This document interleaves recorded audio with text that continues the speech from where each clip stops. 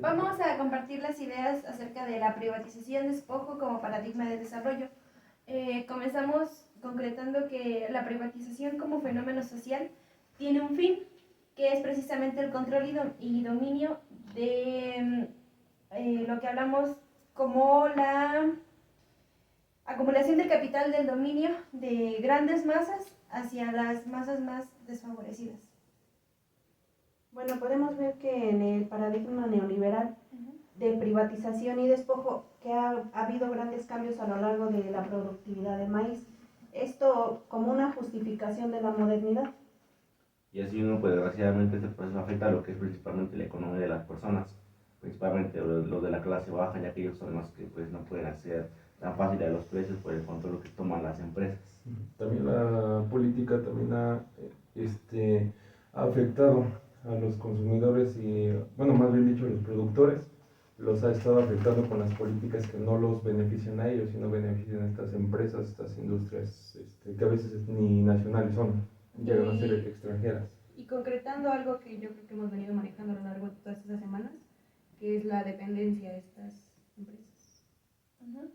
También la privatización sobre los derechos y los recursos comunes. Bueno, yo creo que estos cambios y estos beneficios solamente es en beneficio a los otros, porque, bueno, a empresas, ¿no? Pues que de hecho mencionaba ahí que, por ejemplo, los sectores más vulnerables se vuelven incluso invisibles tanto para el Estado como para estas empresas. Pues sí, porque a ellos no les importa, o sea, a las personas sí les importa tener un cierto recurso más, o sea, entre más recursos para ellos mejor.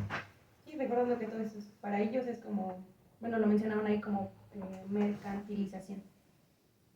Bueno, precisamente de este paradigma, hablando un poco de contexto, en el año de 1980, aquí en México se lleva a cabo, para poder ingresar al tema de las políticas, habían compañías que daban algo de recurso a la parte agricultora y productora local, y a partir de este año se decreta que estos servicios ya no van a ser como solían ser, y ya no se va a dar capacitación ni financiamiento, y ahora, hablando actualmente, estas políticas dieron paso al mercado neoliberal. Entonces, bueno, que fueron procesos que fueron poco a poco despojando a las personas de su propia economía, ¿no? Se acapararon de tierras y despojaron al campesino de producir sus propios alimentos y depender de esas empresas. Sí, bueno, como mencionaban hace rato, que estas empresas se veían totalmente beneficiadas, también ejercen un control sobre nosotros, y eso da pie a lo que se conoce como el desarraigo y la desposesión. Si alguien quiere comentar sobre eso. Pues sí, principalmente yo considero que es cierta parte, pues, la pérdida de la identidad de ciertas personas, o sea, desde sus raíces, desde lo que han hecho, o más bien lo que les ha costado trabajarlo, porque pues las tierras, recordemos, pues ellos las han trabajado para producir lo que pueden dar o lo que pueden tener como un solvente alimenticio. Teniendo en cuenta que incluso hay algunos pueblos que consideran o que tienen una cosmovisión diferente a la que tienen, pues obviamente, las empresas. Incluso llegan a ver a la tierra, al territorio, a los recursos como algo sagrado, entonces por eso que no permiten que pues se los arrebaten, pero pues de cierta manera tampoco como que pueden hacer mucho frente a las políticas que hay. Pues yo creo que es una sociedad que actualmente y lamentablemente pues se ha ido dependiendo del mercado. Es una sociedad, lamentablemente así por decirlo, está controlada, ¿no? Sí, pues como ya lo dijeron, por el modelo neoliberal, ahí recordemos que es lo que mueve a este modelo, que es el capitalismo. A ellos no les importan las culturas, las tradiciones. Mencionaba Hugo la pérdida de la identidad cultural. También cabe resaltar de que las técnicas de producción, de siembra y todo eso, pues también se han visto alteradas, porque pues ya no es como antes los rituales y cosas por el estilo, sino ahora pues a ellos no les interesa que se produzca una pequeña porción, sino a ellos les interesa En masa. en una producción en masa. Sí, incluso si retomamos un poco la lectura, hablaba de que Como revisamos anteriormente en otras materias, la cosmovisión de las personas hacia la tierra es otra. Es decir, yo tomo de la tierra solo lo que necesito, no la, ¿cómo se dice? No la exploto. Entonces, esas empresas toman estos conocimientos que la gente tiene y estas prácticas para poder beneficiarse ellos en su producción, sin importar cuánto puedan llegar a afectar pues sí, a la tierra. Bueno, continuamos con lo que es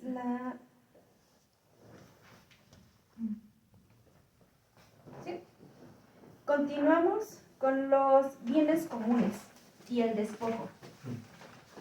Entonces, bueno, Ostrom en 2009 nos dice que los mundos de bienes comunes como sistemas susceptibles de gestionarse comunitariamente incluyen, en términos del maíz, aspectos materiales e intangibles naturales, productivos y relacionales.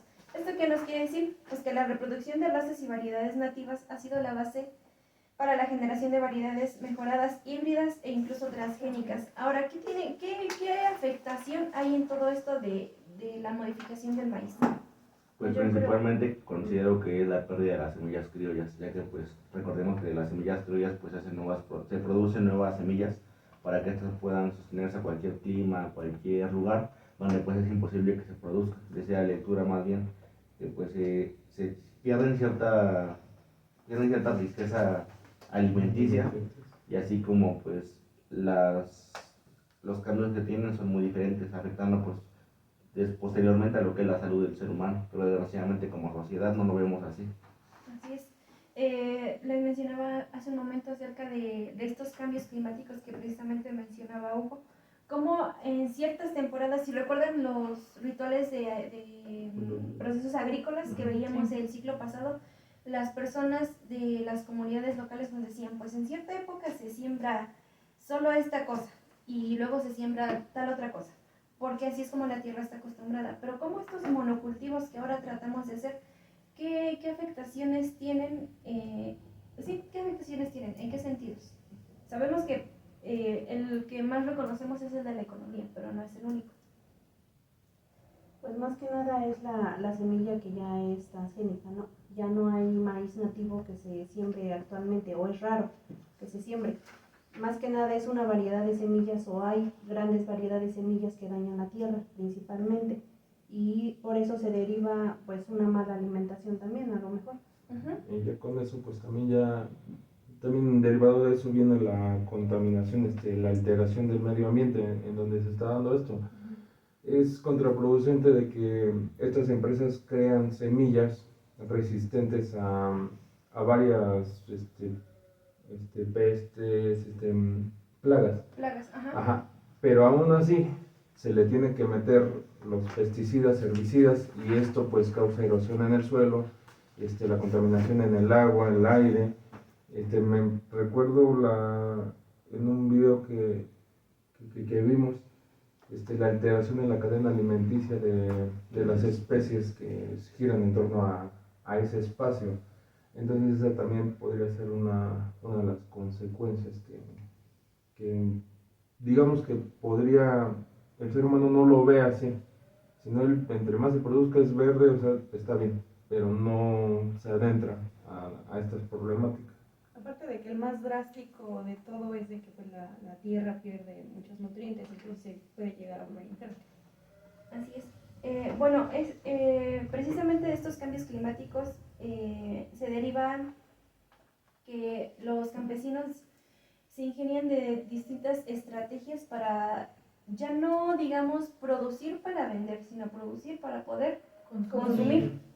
Ajá, entonces, ¿cómo esta parte de la privatización tiene una causa que es el despojo? Y lo que decíamos del Estado, como el artículo 27. Ajá.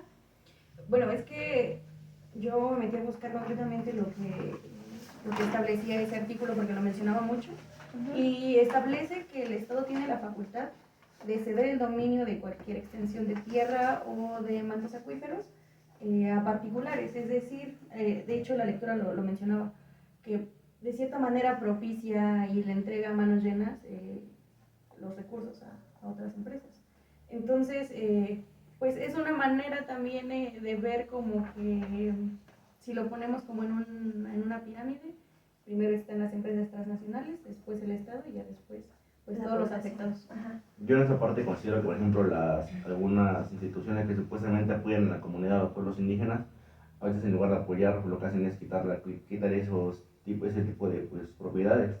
Un claro ejemplo es que en la comunidad donde yo soy hay manantiales de agua potable, entonces ahí lo que es Conapo o Conagua le quieren quitar el agua a la comunidad porque quieren comercializarla, porque pues como es agua dulce y se produce en gran cantidad, aunque llueva o no llueva, siempre hay agua, entonces pues ahí lo que es la comunidad fue reunirse para pues ahora sí que salvaguardar pues más que nada los recursos naturales que es el agua potable para el sustento de la comunidad. Y sí, más que nada porque ponen por delante primero el interés económico.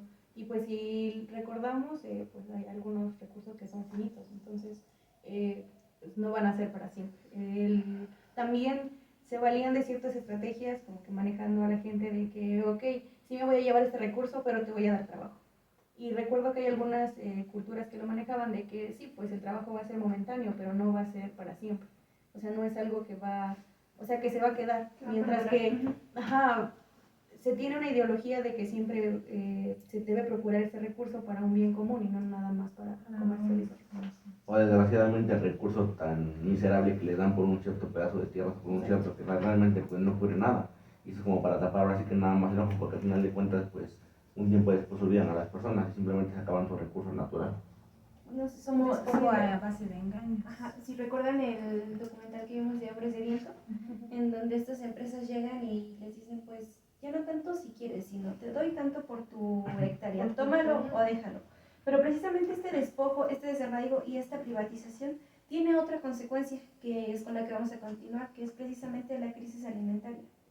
La crisis alimentaria, ¿qué pueden mencionar al respecto? Antes Bueno, de que yo haga una decía que en el marco del mercado neoliberal que fue en el 2007 me parece, que fue el de bajo crisis alimentaria en México, porque se reportó el 25.8% de unidades que no se cultivaban.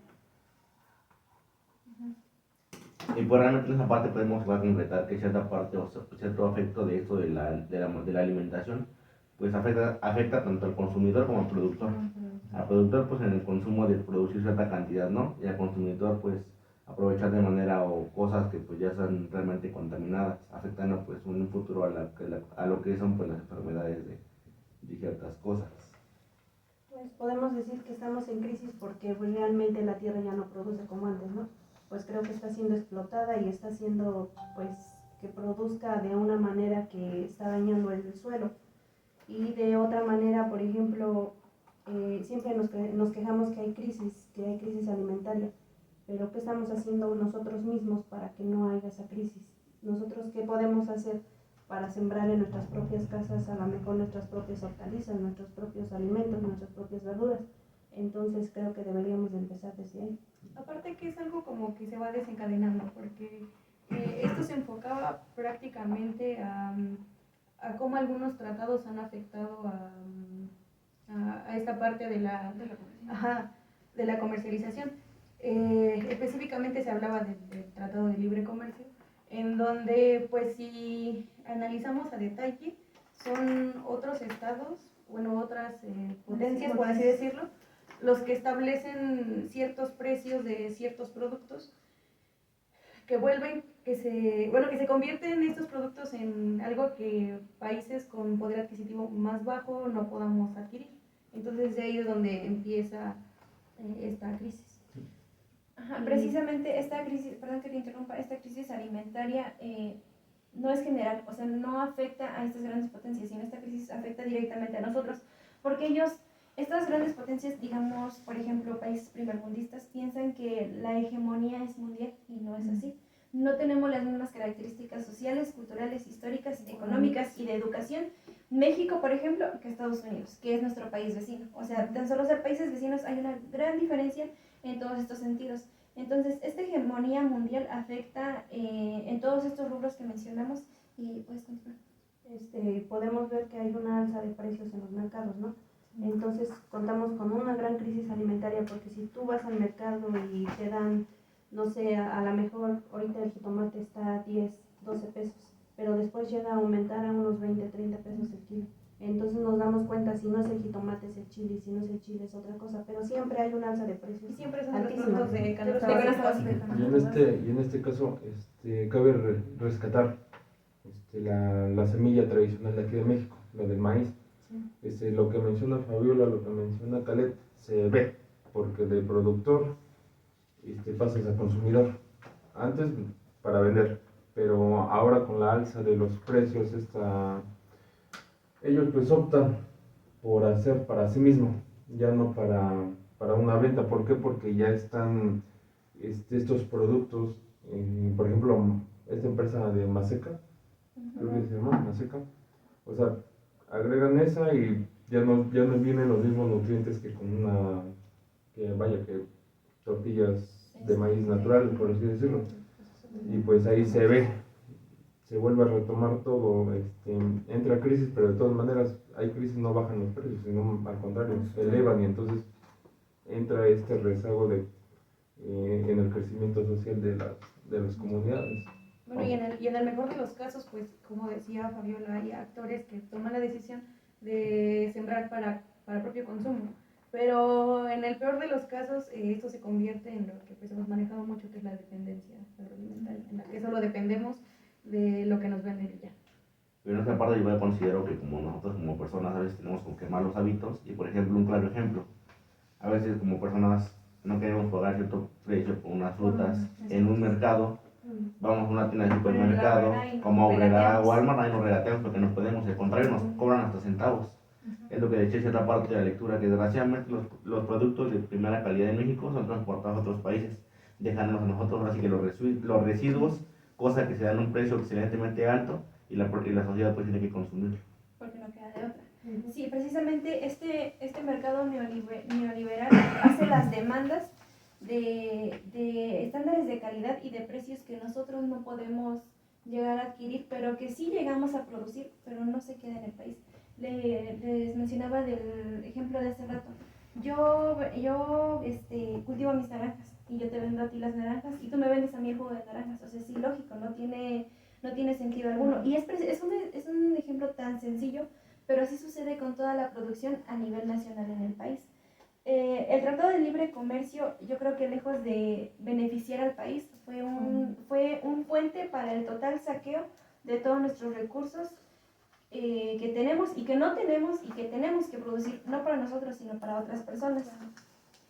Bueno, estos tratados no solo hablaban acerca de precisamente el Tratado de Libre Comercio, sino también había otras instituciones como el Banco Mundial y el Fondo Monetario, ¿no? Ajá, ¿qué nos decías sobre eso? Pues en cierta parte estas son instituciones que finalmente tienen un cierto como contrato con la economía sobre el control de cierta parte del poder, o más que nada controlar cierta parte más que nada de nuestra economía como sociedad, como personas. Porque mientras ellos supuestamente apoyan, pero realmente por debajo del agua están afectando cierta parte de nuestra economía y pues no apoyando las leyes que realmente deberían apoyarse. Al contrario, ahí el Banco Mundial, el FMI, ellos se puede ver claros ejemplos que salido del tema, por ejemplo en educación, estos dos organismos proponen modelos educativos para la mejora de la sociedad, y en este caso, en este tema, lo que propone son modelos económicos que, pues como ya lo mencionaban, no se los ponen a México, un país que no puede compararse con las potencias, y pues básicamente lo único que hace es ponerte el modelo económico para que a ellos obviamente les retribuyas el apoyo que se te dio, pero aún así ellos están avalados, están defendidos, por así decirlo, por los políticos nacionales, porque ya mencionaban los artículos que no ayudan al campesino, al agricultor, sino que a los que defienden son estas empresas. Por eso se ve todo ese despojo, toda esa batalla de las poblaciones que defienden sus bienes, sus tierras y los recursos naturales de sus distintas comunidades. Y aparte, aunque hay leyes, estas leyes pues ciertamente son manejadas por estos tratados. Se mencionaban ahí que el claro ejemplo de eso es precisamente el Tratado de Libre Comercio, que este tratado es muy importante para la ejecución de políticas nacionales y programas gubernamentales. Es decir, que este tratado se antepone por encima del Estado, o sea, el Estado no puede ni crear ni mover alguna política en la que este tratado se vea afectado, o sea, en que las potencias se vean afectadas. Entonces, es decir, estas potencias tienen el control sobre las políticas de los estados. Entonces, es como si Tienes tanto tus el reglas, Estado, pero no me importa. ajá, es como que tienes tus reglas, pero no me interesan y no me importa porque si esto me afecta a mí, entonces no funciona. No, estamos como ejemplo rápido. No sé si recuerden en una presa, que esa presa tiene que darle agua a Estados Unidos.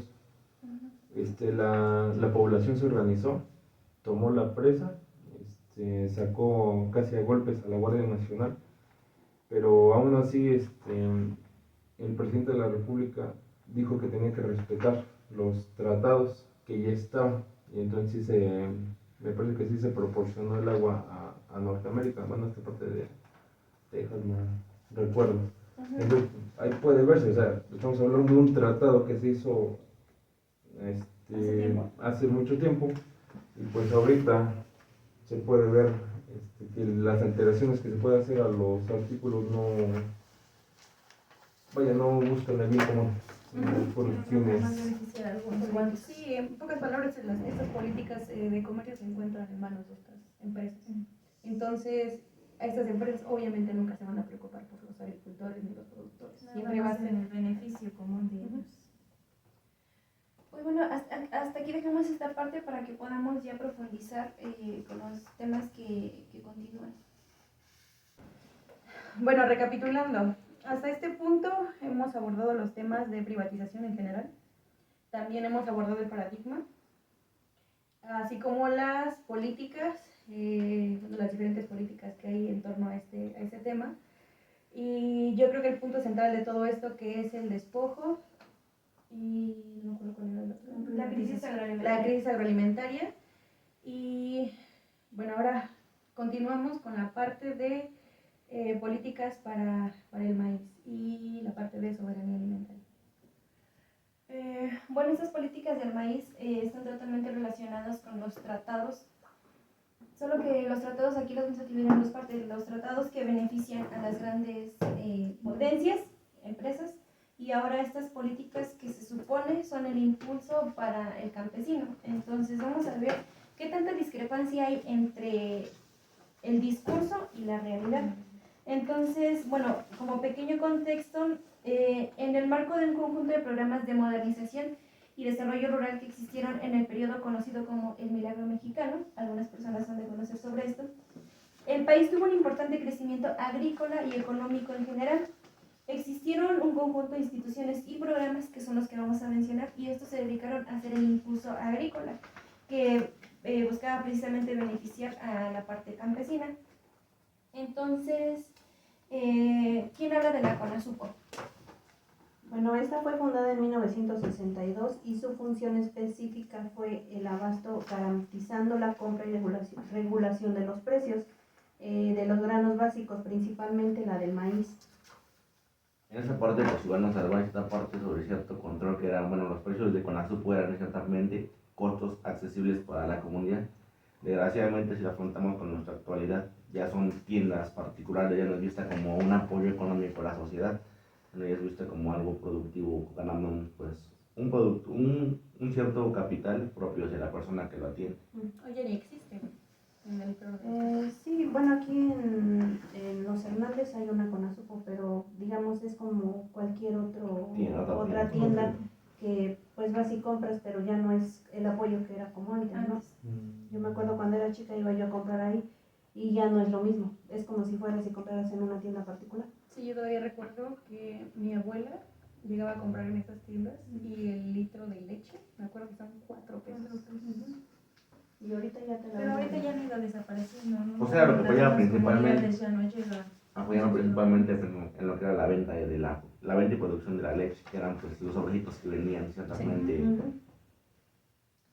Así es. Bueno, estas redes de Conasupo se desprendían otras como Liconza, que bueno, ahí hay otro tema que da para poder comentar más adelante, que fue cuando nos llegó esta leche radioactiva, que fue un insulto a los mexicanos, pero ese tema lo dejamos para otra ocasión.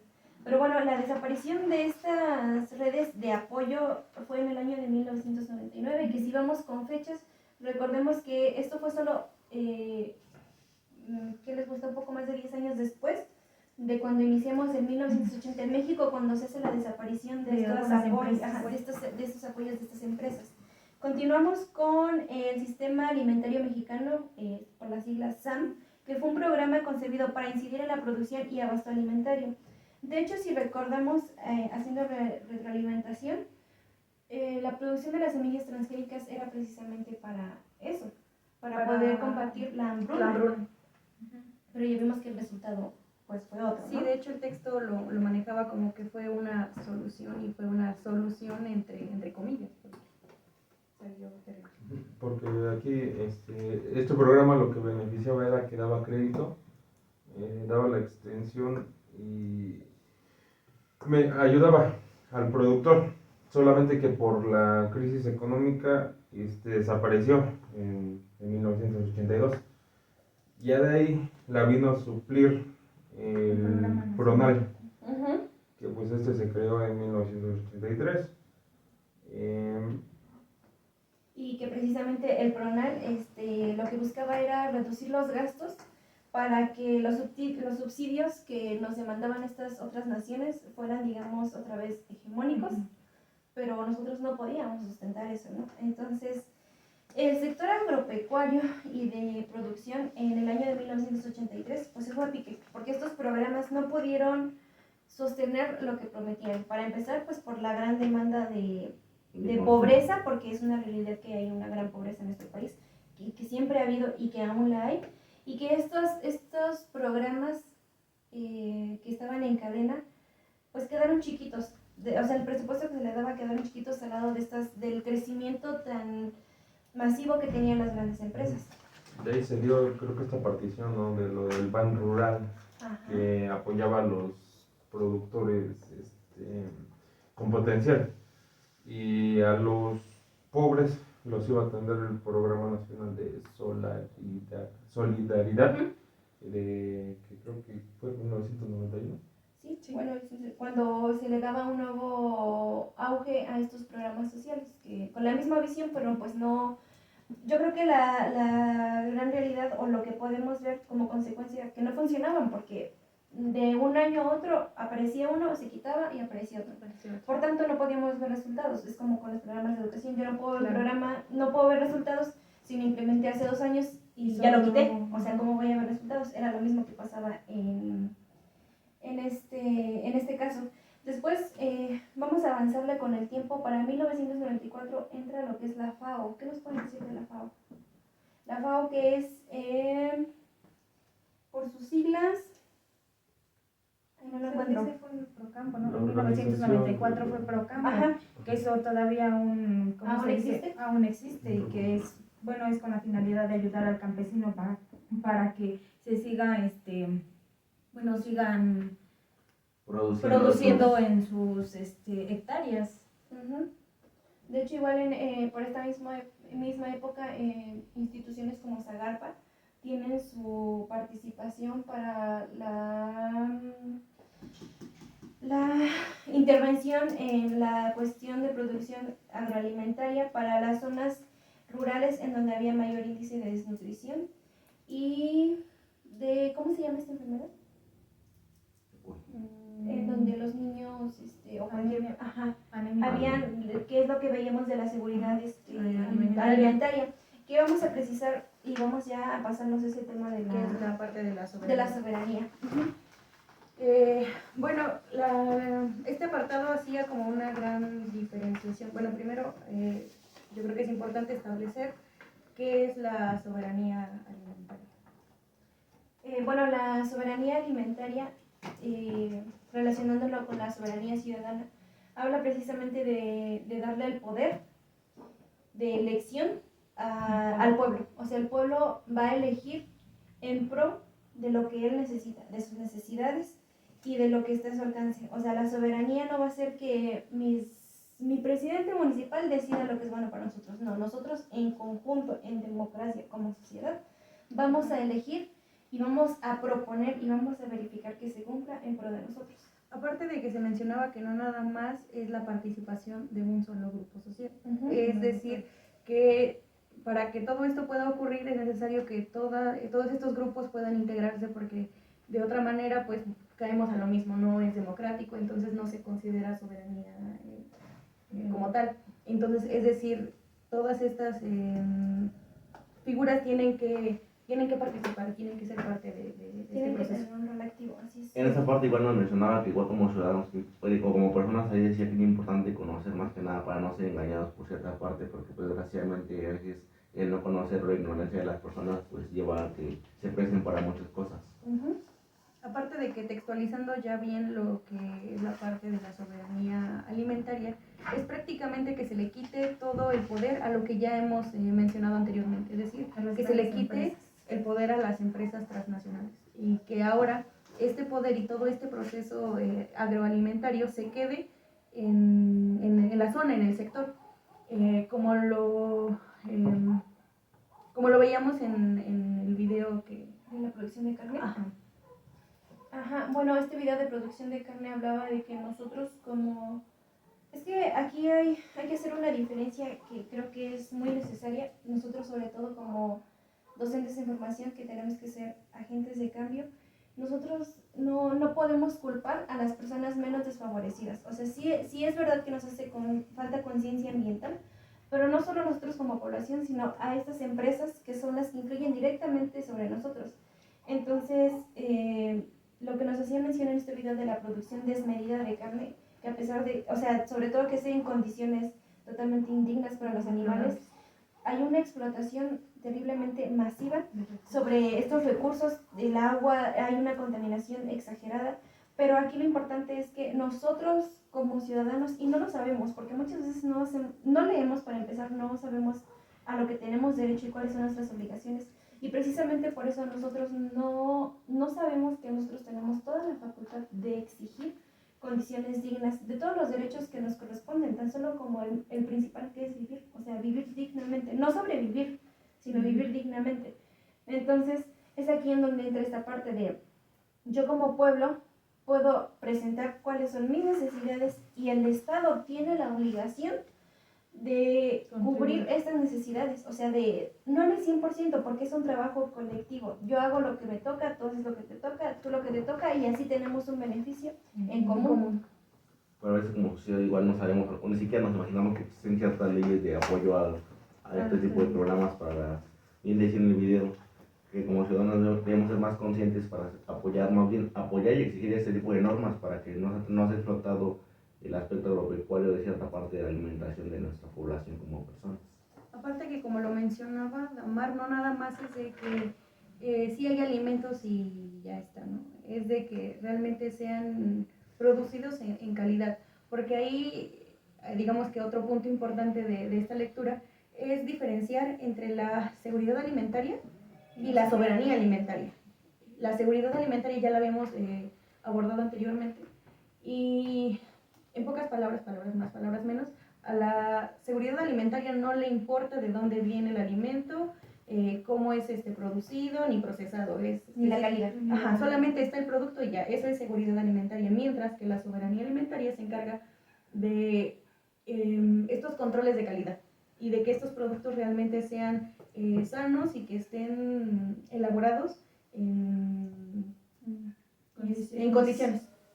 Sí, entonces entre esa parte que decíamos de no solo produzco a los que necesitan, sino que cuido el recurso que me está abasteciendo, que recordemos que es lo principal para nosotros que llevamos esta materia, que es la tierra. O sea, el respeto a la tierra, amor a la tierra, amor al trabajo rural, y de ahí desprender nuestras necesidades siempre en pro de beneficiar a todos y no solo a una cierta parte de la población. A manera de conclusión, nosotros como docentes en formación, ¿por qué estamos estudiando esos temas? O sea, ¿qué tiene que ver si yo voy a dar clases nada más? Pues precisamente porque nosotros, como tú lo decías, como agentes de cambio tenemos que contribuir en la sociedad, no nada más en la escuela y ya, sino también contribuir con la comunidad para saber sus necesidades, como dijiste tú, no darles ¿cómo se dice? Estrategias o tú imponerlas, sino ayudar con ellos a contribuir a algún cambio.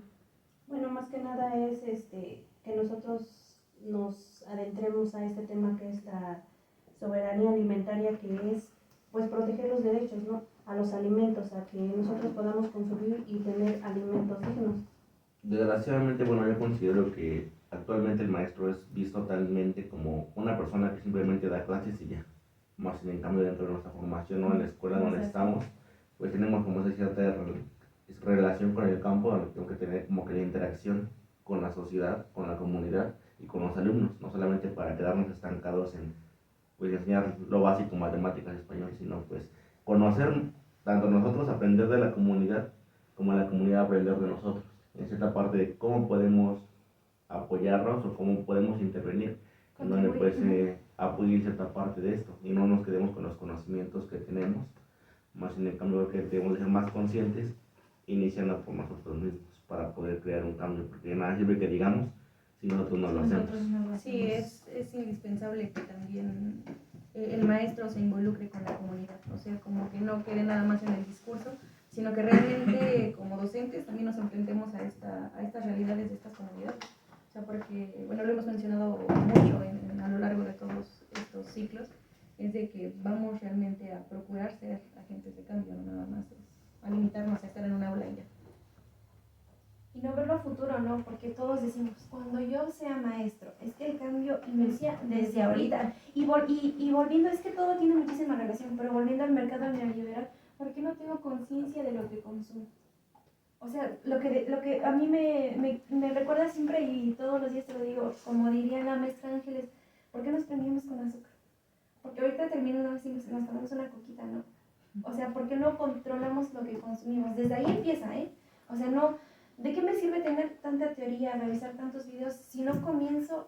Es difícil, porque es difícil desaprender cosas que hemos hecho toda la vida.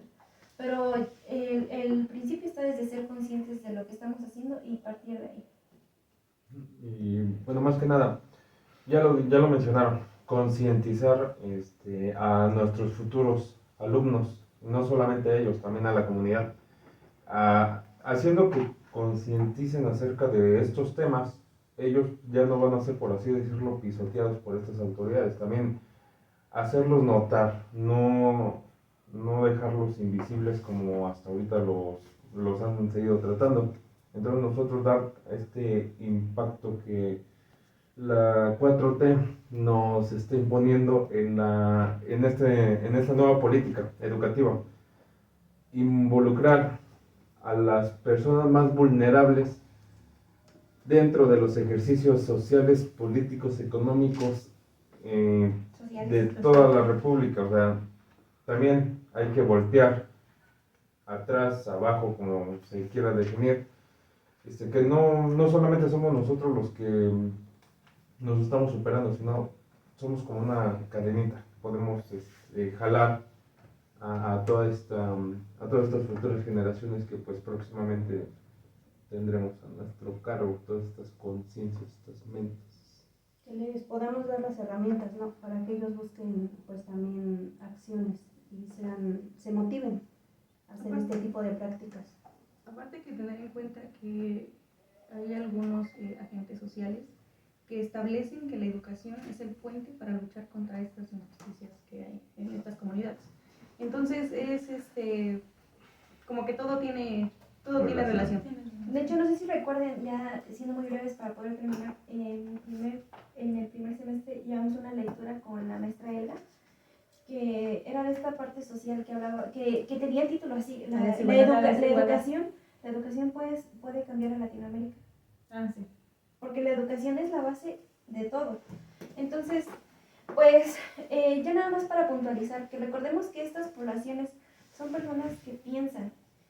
Tenemos que dejar de verlas como personas que no saben, porque ellos tienen una cosmovisión incluso mucho más amplia de lo que nosotros tenemos. Entonces, emancipar a estas personas es poder darles recursos necesarios para que ellos creen sus propias soluciones. No nosotros llegar a imponer, porque No. entonces estaríamos haciendo lo mismo que nos están haciendo, sino yo te Apoyarlo. doy esto, ¿qué haces con ello? ¿Y en qué te ayudo? Es, No solo es apoyarse de su empirismo que ellos ya tienen. O sea, Así es. Apoyar y trabajar colaborativamente. Así es. Pues, si ya no hay nada más que mencionar. Es todo de los temas que revisamos de privatización, despojo como paradigma del desarrollo. Políticas, crisis agroalimentaria y soberanía alimentaria. Y la política. Y política Entonces, pues sería todo el equipo 4.